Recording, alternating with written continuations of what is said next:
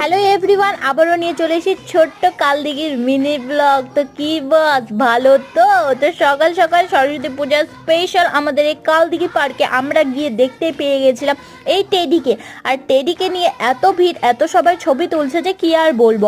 আমি যদিও ছবি তুলতে যাইনি, তারপরে আমরা সবাই মিলে পৌঁছে যাই এই মালাই কুলফির কাছে, যেটা আমরা ইউটিউবে অনেকেই দেখেছি। কিন্তু সত্যি কথা বলতে এটার দাম নিয়েছিল 30 টাকা, কিন্তু খেতে খুব একটা ভালো ছিল না। মানে এর থেকে যদি 10 টাকার কুলফি তুমি খাও অনেক টেস্ট পাবে।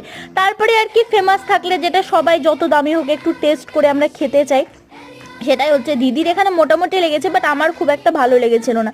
তারপরে আসার পথে দেখি টেডিটা মন খারাপ করে এখানে দাঁড়িয়েছে। আমি ভাবলাম ইনারও হয়তো কোনো সরস্বতী ঠাকুরকে পছন্দ হয়ে গেছে, কিন্তু বলবে কিভাবে সেটাই হয়তো দেখে ভয় পাচ্ছে।